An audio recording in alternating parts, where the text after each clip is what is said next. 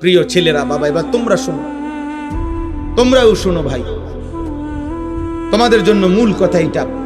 কিতাবের মধ্যে লিখছে যে ইয়া মাশারাশ শাবাব, হাসান বসরি রাহমাতুল্লাহ আলাইহি বলেন, হে যুবক, প্রতিদিন তুমি লক্ষ্য রেখো, তুমি তাকাইয়া দেখো গাছ থেকে, ফলের গাছে যে ফুলগুলো ফুটে, প্রথম যে ফুলগুলো বের হয়, সবগুলো ফুল ফসল ফলে পরিণত হয় না।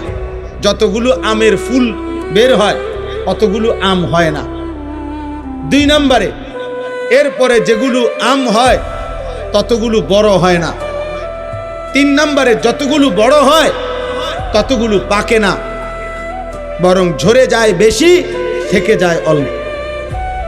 অতএব হে যুবক, তোমার আশেপাশে 2-4 বৃদ্ধ দেখে হযরত হাসান বসরি বলেন, তুমি ভেবো না তুমিও ওই পর্যন্ত পৌঁছবা, কারণ ঝরে যায় বেশি, থেকে যায় কম।